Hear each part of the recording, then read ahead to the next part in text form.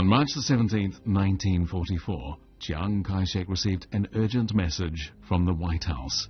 American President Roosevelt was asking him to order the Chinese Expeditionary Force to mount a general offensive so that the Japanese could not spare troops for northern Burma.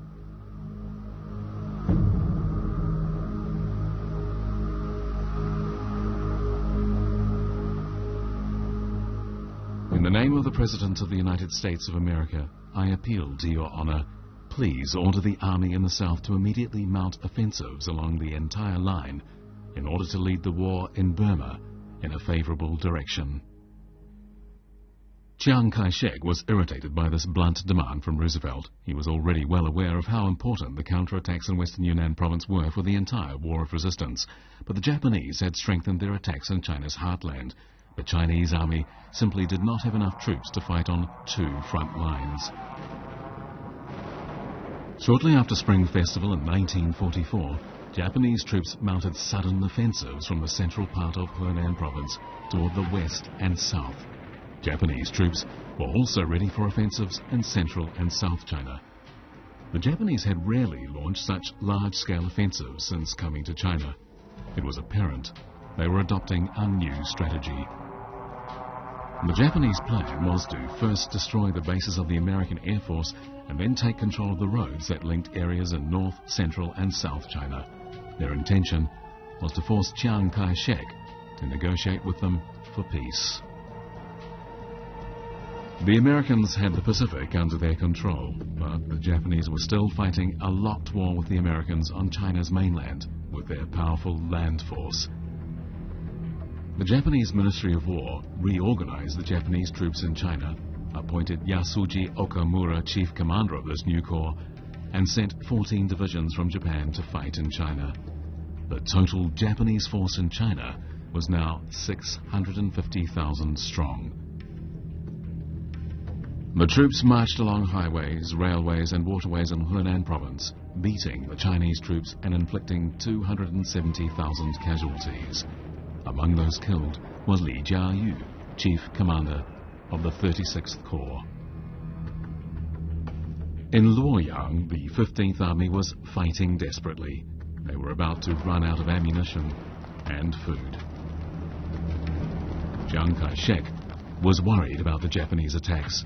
He sent the Chinese Expeditionary Force in western Yunnan province to Hunan to reinforce the local defense network.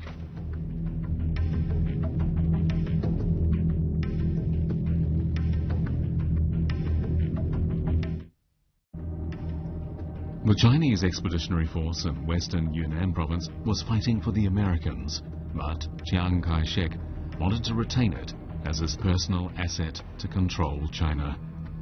If he lost this crack unit directly under his control, he would lose the support of all the factions in China that had any real strength. If Chiang Kai-shek lost all his forces in the war of resistance against Japanese aggression, any victory in the battlefield would be of no advantage to him personally. On March the 27th, 1944, Chiang Kai-shek sent a reply to the White House declining the request of the American president. On April the 3rd, the American president sent another telegram, this time more strongly worded. It implied that America might cease providing aid to Chiang Kai-shek's government and added that Americans were considering providing military aid to all Chinese troops who were willing to fight the Japanese.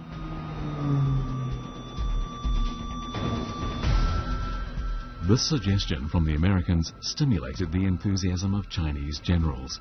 That very day, Lung Yuan declared in Kunming that he would deploy 5 to 7 divisions to attack the Japanese on the western bank of the Nujiang River, under the proviso that he would be given enough American arms to supply 10 divisions. Liu Xiang and Liu Wenhui, two warlords in Sichuan province, also began to take action. Chiang Kai-shek realized that he had been cornered.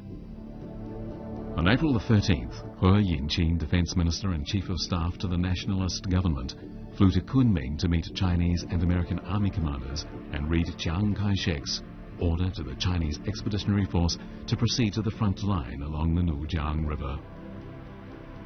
Under the command of Wei Lihuan, chief commander of the Chinese Expeditionary Force, were the 11th Corps and the 20th Corps with a special task unit, 16 divisions and 9 battery regiments. With a joint force of 200,000 men, they reached the front line along the Nujiang River in early May of 1944. It marked the beginning of a massive counterattack in western Yunnan province.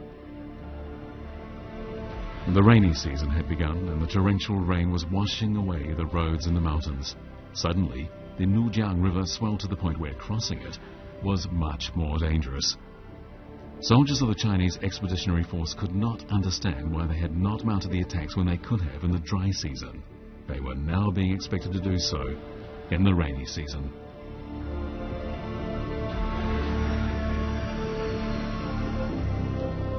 An American officer wrote in his diary, "The downpour in western Yunnan province seems to go on forever."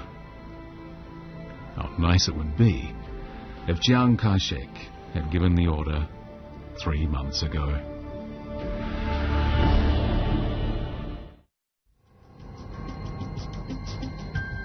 General Frank Dorr, then Chief of Staff of the American Army Advisory Team to the Chinese Expeditionary Force, wrote the following in his memoirs.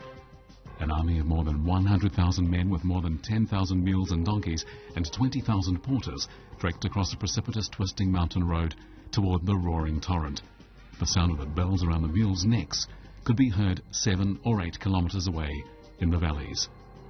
At the time, Dorr was one of 4,000 American soldiers accompanying the Chinese force attacking Burma from western Yunnan.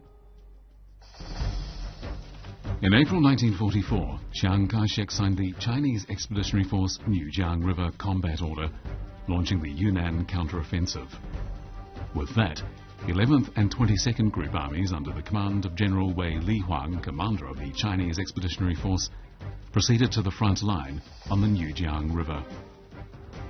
The core of the plan for the counter-offensive was for the 2 group armies to attack the north and the south of the Yunnan-Burma Road. The objective of the attack in the north was to occupy Tangchung. The objective in the south was to occupy Mount Sungshan and then proceed north towards the Yunnan-Burma Road to launch a pincer attack on the Japanese army and capture the strategically important town of Longling in western Yunnan province.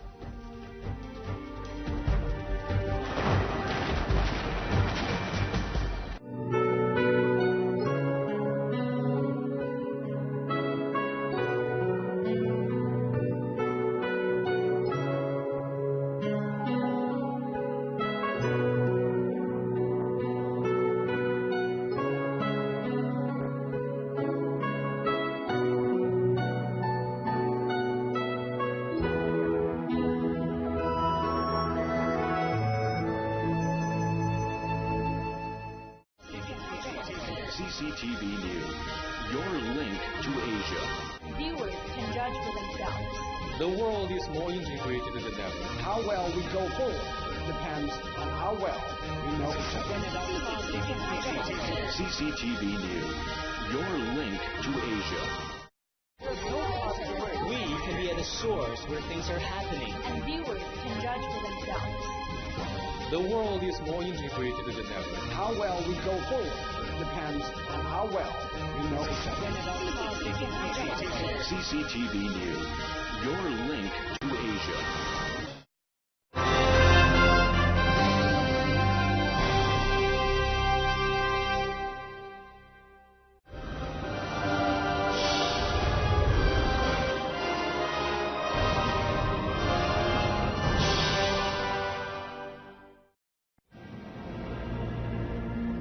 General Frank Dorr later wrote, "The first time I saw the terrifying Nujiang River Canyon, it made me think of the Grand Canyon along the Colorado River.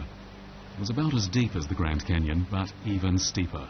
The sound of the river waves crashing against the canyon walls could be heard several miles away. We had to cross the Nujiang River to get to the Japanese position." Although the counter-offensive order directed the Chinese Expeditionary Force to attack in all due haste, it allowed sufficient time for the making of careful preparations for crossing the river. Zhou Xin, deputy head of the Engineers Training Division, recalls that his men were ordered to build a large wooden boat that could carry a platoon of men, as well as several hundred bamboo rafts that could each carry a squad of men. The craft had to be completed before the end of May. Local boatmen were hired to row the boats across the river, and a number of ferry points were selected.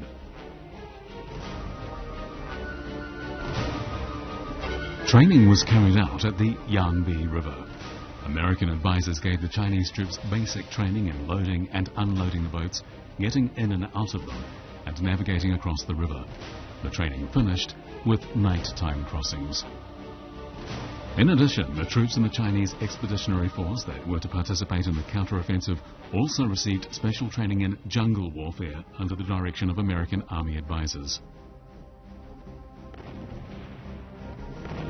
说他的那个训练的那个课程呢，步枪上的刺刀，这个是一个课程，很多的内容，然后各种各样的枪，比如说卡宾枪、步枪，还有机关枪、手枪，每一个就是一个课程。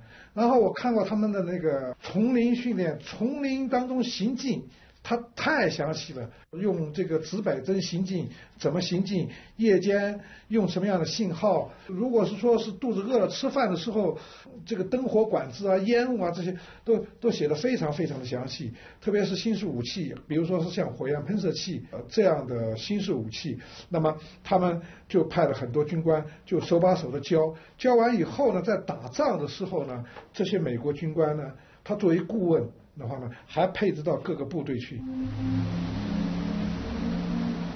When the monsoon season begins in western Yunnan in the middle of May, water from countless streams and rivers in the Himalayas flows into the Nujiang River.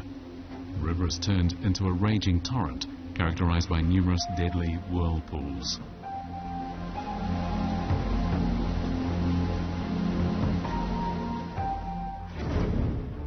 The details of the plan for crossing the river were top secret.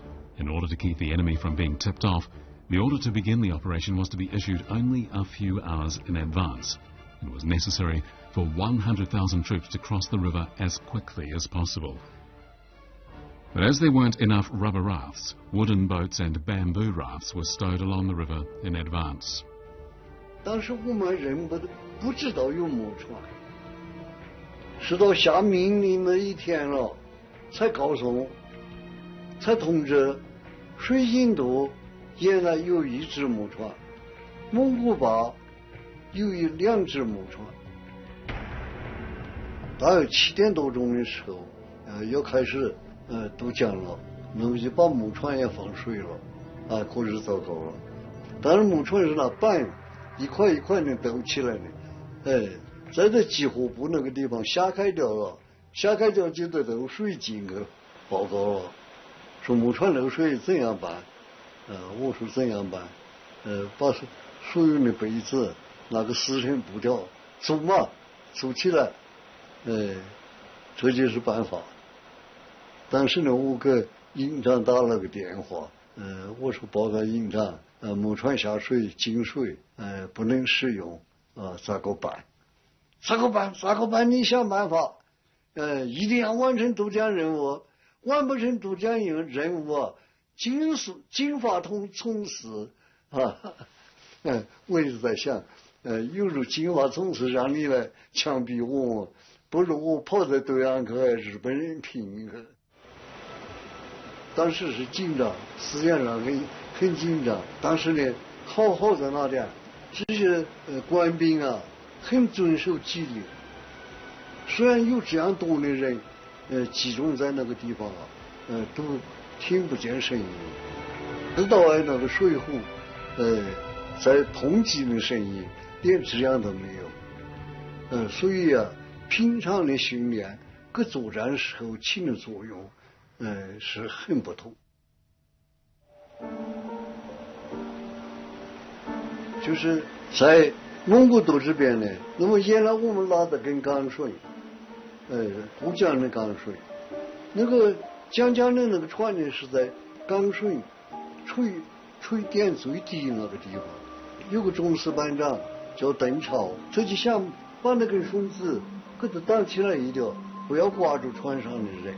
你想想，那种流速那样快，你只是一条线，一下就固掉了，一个蛋呢，下头往前跑，他别的办法就抓住那根杆，抓住了就喊救命，别的办法喊救命，救命啊，救命啊！就赶快，那个排长呢，赶快派一些空船，可能去抢救他。当时到那就一下就固掉了，一下就固掉了，根本不可能在那里停，所以呢，他吊不住了，一松手掉在江头。The squad leader was quite possibly the only soldier who lost his life crossing the river.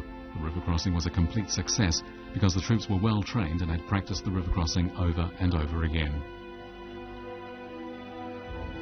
基本上还很顺利，就是大木船出了那点问题，但是木船下水以后呢，通过水一泡呢，它就风就减掉了，逐步呢就不漏水了。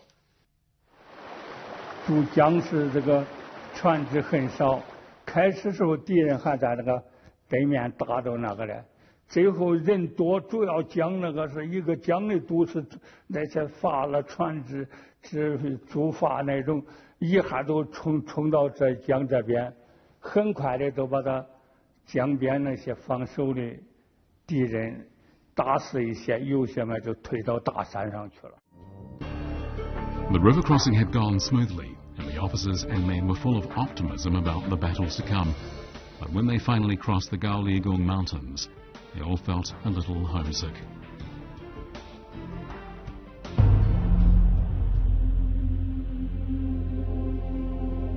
General Dorr wrote in his memoirs, the Chinese army entered an incredibly difficult region. Hundreds of mules and porters fell from the narrow trails thousands of feet to their deaths in the gorges below. The war was fought in bitter cold on snowy ground at an elevation of 11,000 feet. This was the highest elevation of any major campaign in World War II, and its location became known as the battlefield in the clouds. After crossing the Gaoligung Mountains, there were 3 ancient roads used by pack-horse caravans to reach Tangzhong, through Beijai Gongfang, Nanjai Gongfang and Hongmu Shu respectively. Beijai Gongfang was at an elevation of 3,230 meters, making it the highest elevation battlefield in World War II. The entrance to it was narrow and precipitous, making it a difficult stronghold to attack. 高丽贡山是从这个地平线上突然拔起的一座山，它就是这个坡度非常的陡，因为我们当兵的时候走过，行军的时候走过这条道啊，它有些时候这个山的这个坡度的话呢，可以到70-80度的这个坡度。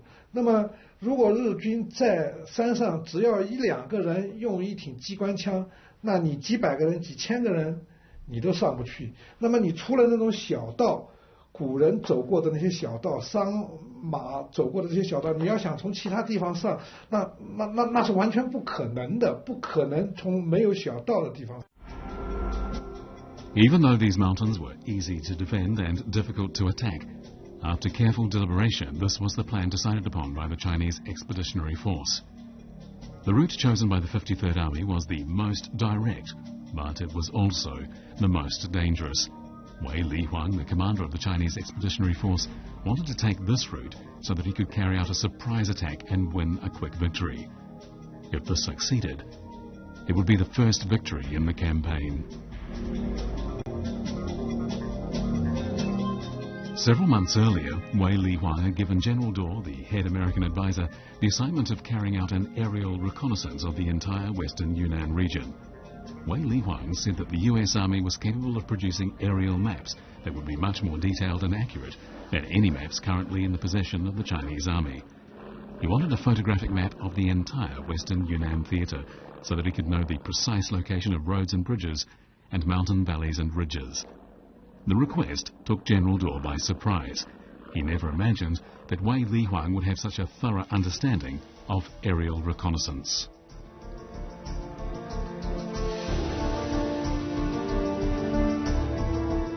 When Wei Lihuang looked at the completed aerial maps, in addition to a number of ancient roads regularly used by pack-horse caravans, he noticed a faint scar that looked as if it might be a road. It didn't appear on the lower resolution aerial maps that the army had used up to then.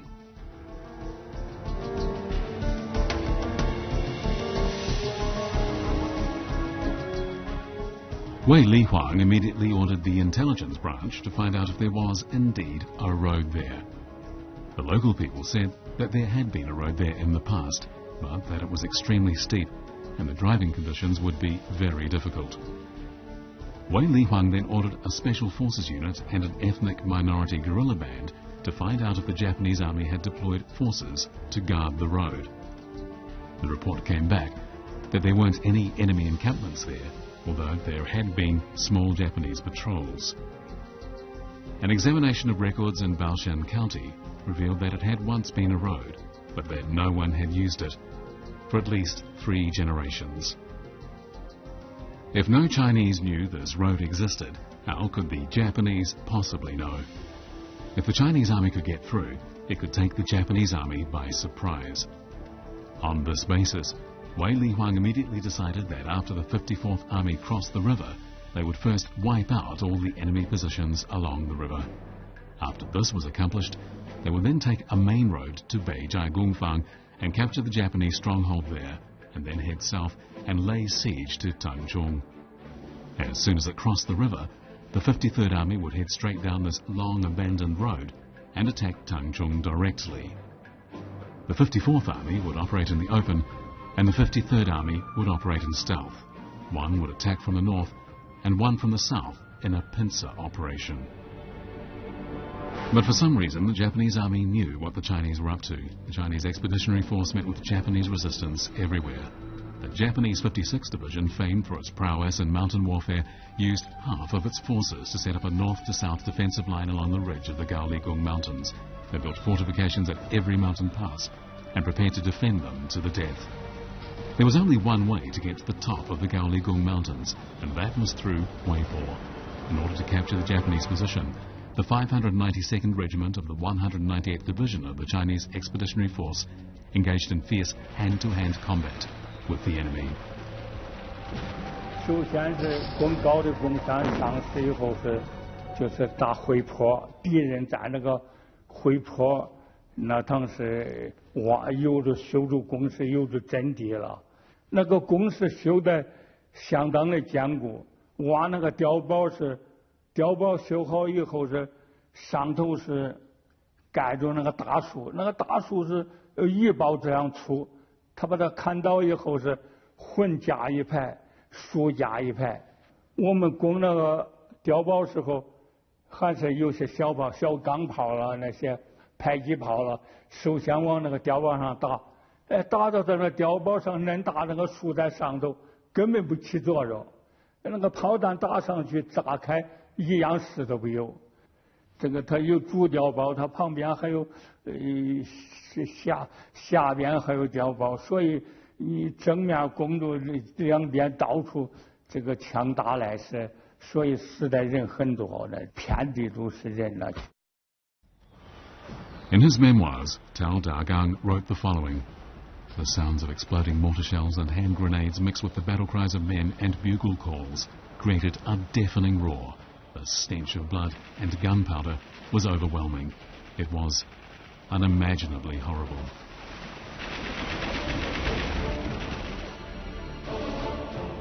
Takakimi Yoshino, a medic in the Japanese 56th Division, wrote the following in his memoirs. The Chinese charged our position in the dark. Rocket flares lit up the sky like daytime. Guns were blazing. I could see the shadows of attacking Chinese soldiers, but we couldn't drive them back. They came after us, one wave after another. They got within 40 or 50 meters of us, and they didn't even pause to carry away their dead. There was a huge pile of dead Chinese soldiers in front of my machine gun. They mounted a machine gun on top of the heap of dead soldiers and started firing. As soon as we shot one gunner, another one took his place. Some of them threw down their rifles and fought us with swords and bayonets. We shot at them with cannons at point-blank range. whenever we fired the cannon. Sparks flew everywhere.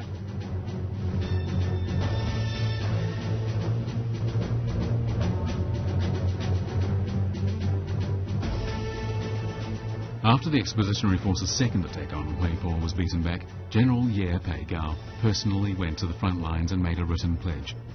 I will take personal responsibility to ensure that the third attack on Huipo is successful. 1980的这个师长叶培高亲自临战场，他亲自平常的他平常的穿衣服是都穿的一般些，那一天是他穿的把他的毛呢衣服也穿着，那个很威风的，一次是冲不上来，是一个营里人也冲不上，往后退下去，一退下去。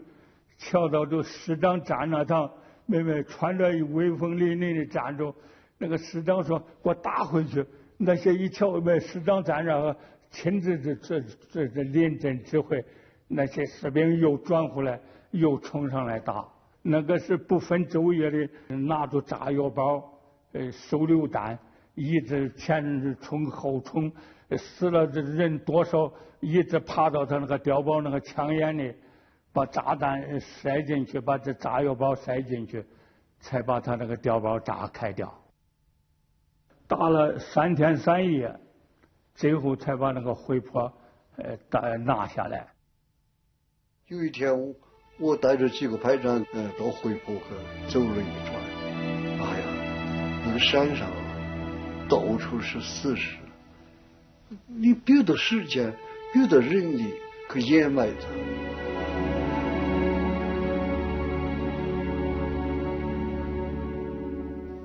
好在哪一点？好在不生气，为那样不生气？能量它在冰箱头一样的，所以它不容易一下腐烂生气，都是有两边水漫掉的事实，那种惨法。